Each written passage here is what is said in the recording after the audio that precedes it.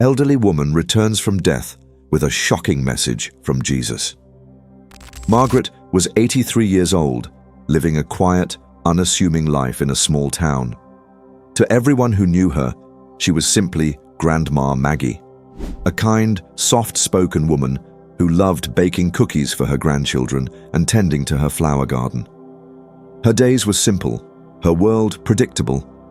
She was the type of person people admired, a pillar of warmth, kindness, and calm in a world that sometimes felt chaotic. But fate, it seems, had a far bigger plan for her. On a crisp autumn morning, Margaret woke early, just as she always did. The first rays of sunlight filtered through the lace curtains in her modest kitchen as the smell of freshly brewed coffee filled the air. It was shaping up to be another day of routine comfort. She had plans to bake a batch of her famous oatmeal cookies, a recipe she'd perfected over decades. Her youngest grandson, Tommy, was coming over after school, and Margaret was determined to make the afternoon special. She loved these moments of preparation, the quiet hours before her home, filled with the laughter and energy of family. As she hummed softly to herself, she reached for the flour jar on the top shelf of her cupboard. It was an ordinary movement, part of a rhythm she had performed countless times before. But today, something unexpected happened.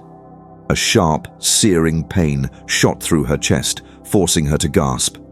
She steadied herself against the counter, clutching at her heart as she struggled to breathe. For a fleeting moment, she told herself it was nothing, just a passing discomfort. But the pain grew stronger, and a wave of dizziness washed over her. Her legs buckled, and she crumpled to the floor. Time seemed to slow. Margaret's mind raced, her thoughts a jumbled tangle of confusion and fear. She tried to cry out, but her voice failed her. She felt the cool linoleum beneath her cheek and saw the sunlight filtering through her curtains, dappling the room with golden patterns. And then, everything went black. Moments later, her daughter, Emily, found her. Emily had stopped by unexpectedly, planning to chat over coffee while Margaret baked. The sight of her mother, lying motionless on the floor, stopped her in her tracks. Panic set in as she rushed to Margaret's side, shaking her gently and calling her name. When Margaret didn't respond, Emily's trembling hands fumbled for her phone to call for help. The words tumbled out in a frantic rush as she explained to the dispatcher that her mother wasn't breathing. The paramedics arrived quickly, their movements swift and purposeful. They began compressions and attached a defibrillator, the room filling with the sound of urgent voices and beeping machines. Emily stood in the corner, her hands clasped tightly together, whispering desperate prayers. The house, usually so full of warmth and life, now felt cold and heavy with dread. Margaret's heart had stopped. For 11 agonizing minutes, she was clinically dead. The paramedics worked tirelessly, their expressions tense but focused. The world outside continued on as usual, unaware of the life or death struggle unfolding in that little kitchen. But what no one in that room could have imagined was that while Margaret's body lay lifeless, her soul was somewhere else entirely. Later, when Margaret spoke of those moments, her voice was steady, though her eyes glistened with wonder. She described feeling herself being lifted as though carried on a gentle current. There was no pain, no fear, only a profound sense of peace that she couldn't put into words. It was as though all the weight I'd ever carried, every worry, every ache, just melted away, she explained. I felt free. She saw her body below her, motionless on the floor, surrounded by paramedics working frantically. She could hear her daughter's muffled sobs, could sense the sorrow that filled the room. But even as she observed it, she felt strangely detached, as though she were a silent witness to someone else's life. It was as if she existed in a state of pure awareness, untouched by the emotions of those she had left behind. And then everything changed.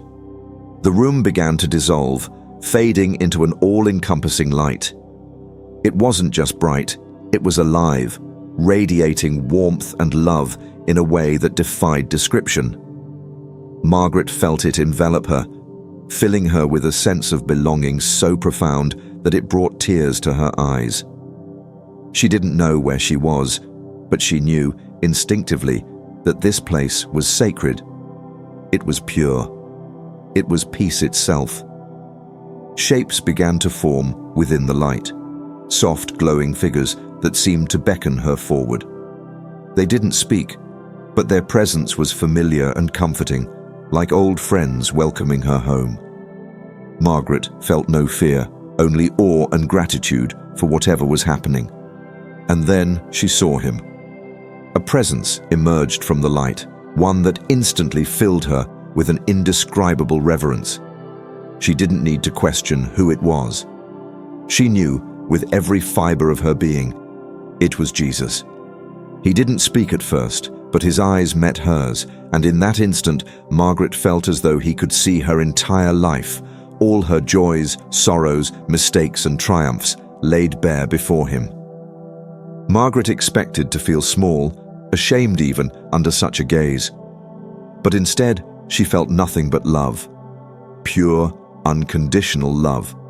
It was overwhelming, bringing her to her knees, not out of fear, but out of gratitude.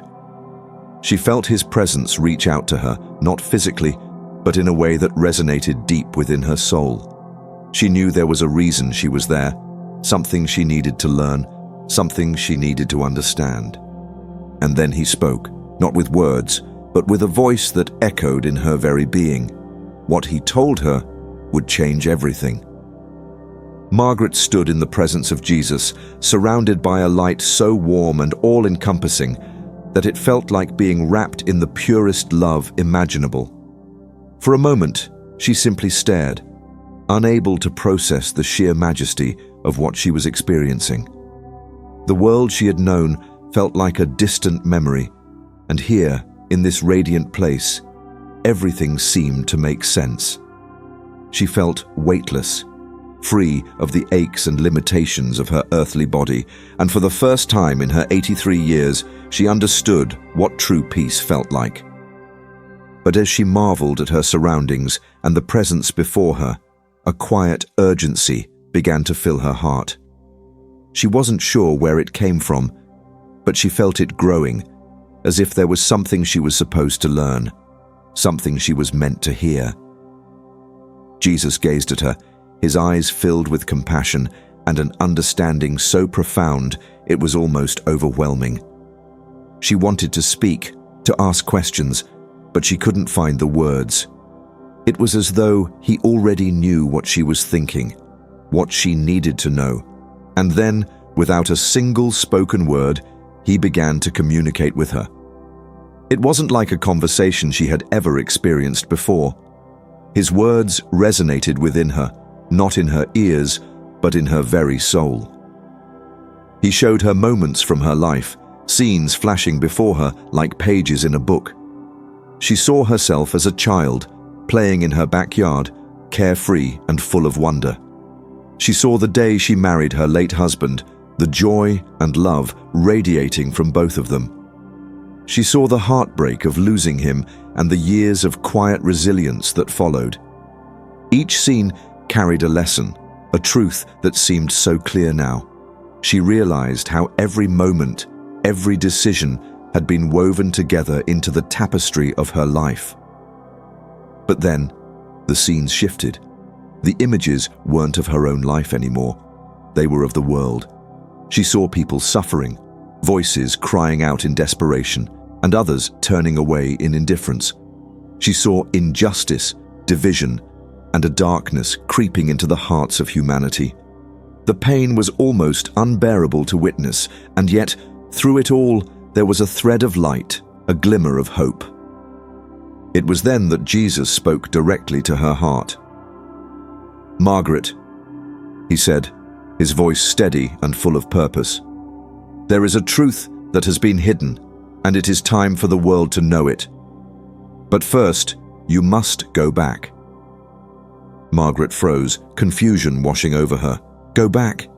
She couldn't imagine leaving this place, this feeling of complete peace and love. "Why me?" she wanted to ask, but before she could form the words, he answered as if he had read her thoughts. "Because they will listen to you," he said gently.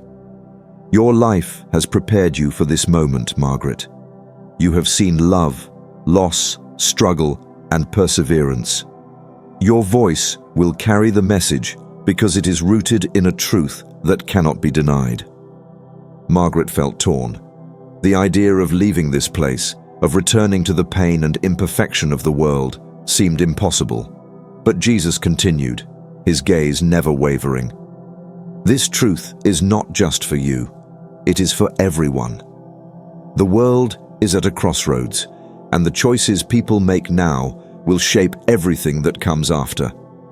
They must remember what it means to love one another, to speak truth, even when it is difficult. And Margaret, they must not be afraid." As his words sank in, Margaret felt a strange mixture of emotions: honor, fear, and an overwhelming sense of responsibility. She didn't fully understand what this truth was or how she would share it, but she knew that she couldn't refuse. She nodded slowly, tears streaming down her face. "I'll do it," she whispered, though her voice trembled. Jesus smiled, and in that smile she felt reassurance, a promise that she wouldn't be alone. "Go now," he said softly, "and remember, the light is always with you." And then everything changed. Margaret felt herself being pulled away, the light fading, the warmth receding. She reached out instinctively, wanting to hold on to it, but it was gone. Her eyes fluttered open, and she found herself lying on her kitchen floor, the faces of paramedics hovering above her.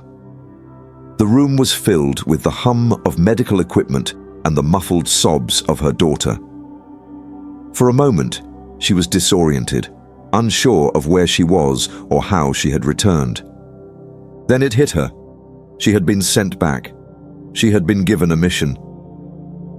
Margaret tried to sit up, her body weak and trembling, but the urgency in her heart drove her forward.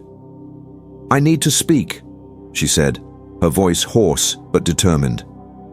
The paramedics exchanged glances, unsure of what to make of her words, but her daughter knelt beside her, tears streaming down her face. "You're alive," Emily whispered, her voice breaking. "Mom, you're alive." Margaret nodded, her eyes locking onto her daughter's. "I am," she said, her voice growing stronger. "But I was sent back. There's something I need to tell you." Her family listened in stunned silence as she began to recount what she had experienced. At first, they thought it was the delirium of someone who had just returned from the brink of death. But as Margaret spoke, the conviction in her voice and the clarity of her memories silenced any doubts. She wasn't just sharing a story, she was delivering a message. "The world needs to wake up," Margaret said, her voice trembling with emotion. "There's a truth that's been hidden, and it's time to bring it to light. We can't stay silent anymore." Her family sat in stunned silence, the weight of her words sinking in. But even as they tried to process what she had told them, Margaret knew this was only the beginning. She had been given a mission, and she wasn't going to stop until the truth was heard. Margaret's return to life was nothing short of miraculous, and as the days passed, her strength slowly returned. But the urgency she felt in her heart only grew stronger. She couldn't shake the feeling that time was of the essence. What she had experienced was not meant to be kept to herself. It was a truth that needed to be shared with the world. At first, her family was cautious. They were grateful beyond words that she was alive, but the things she spoke about, seeing Jesus, being given a mission to share an important truth, were hard for them to fully comprehend. Her daughter, Emily, was especially torn. She wanted to believe her mother, but the idea of someone returning from death with a divine message seemed so far removed from reality. "Mom," Emily said one evening, sitting at Margaret's bedside, "are you sure this wasn't just a dream? Something your mind created while you were unconscious?" Margaret reached out and took her daughter's hand, her grip surprisingly strong. "Emily," she said firmly, her voice steady, "I know the difference between a dream and what I experienced.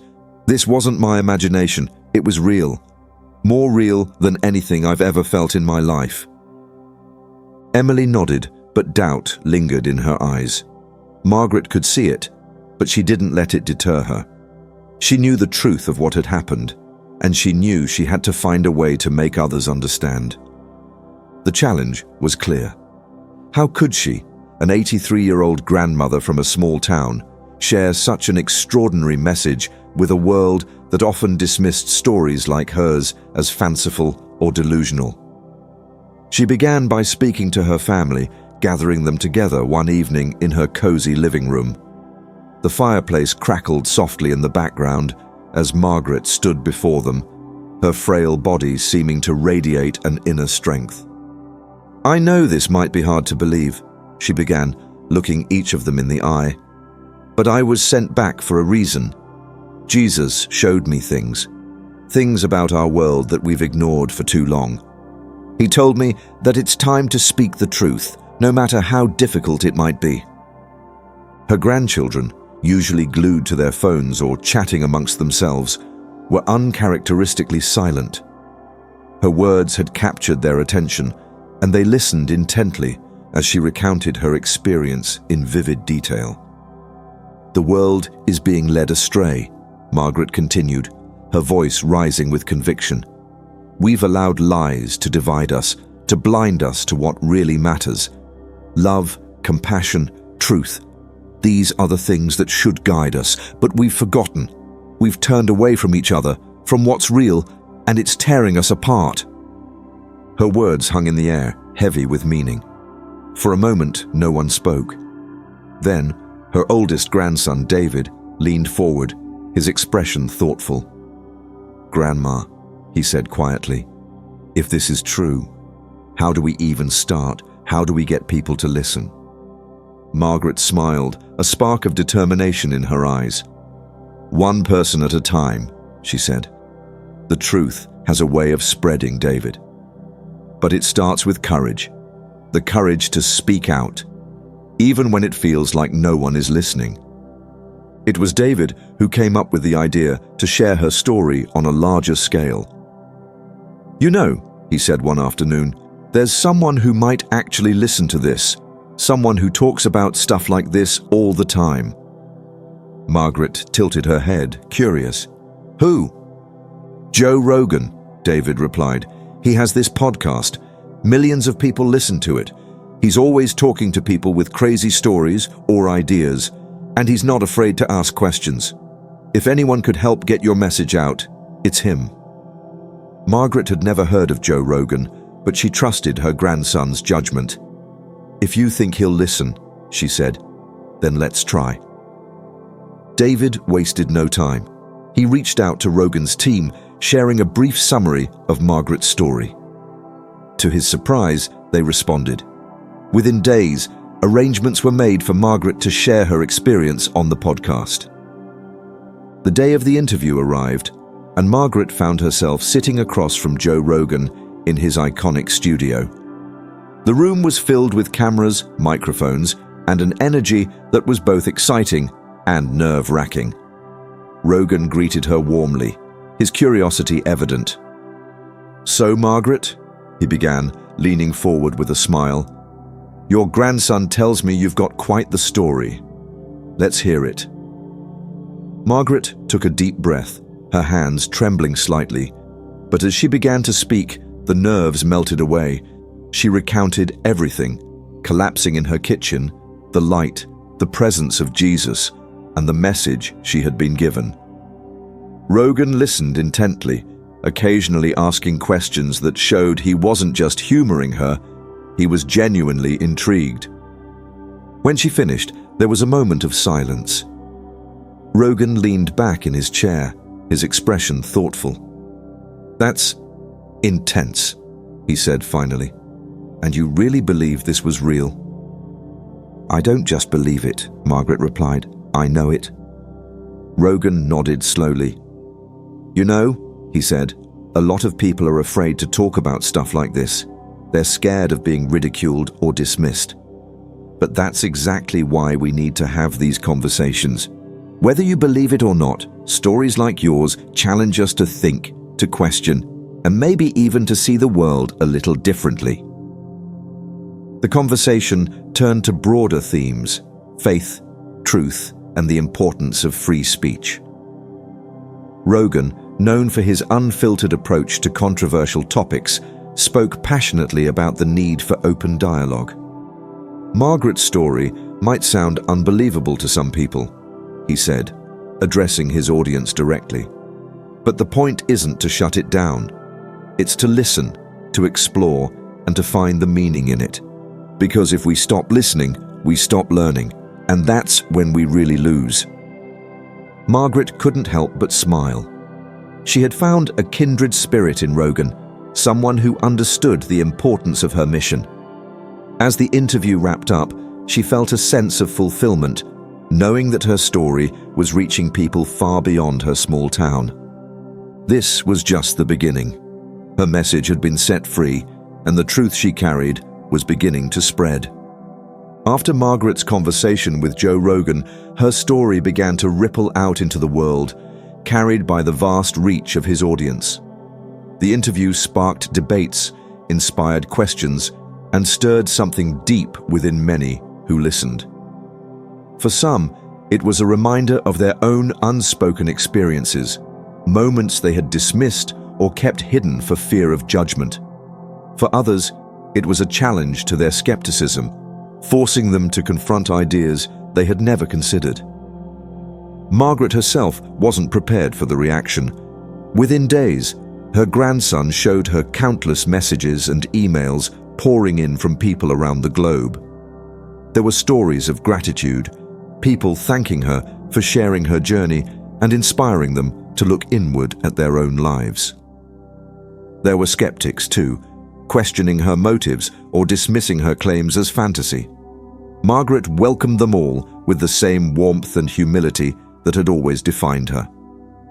One message in particular caught her attention. It was from a woman named Clara, a nurse who had been at her home the day she collapsed. Clara admitted she had been skeptical when she first heard Margaret's story.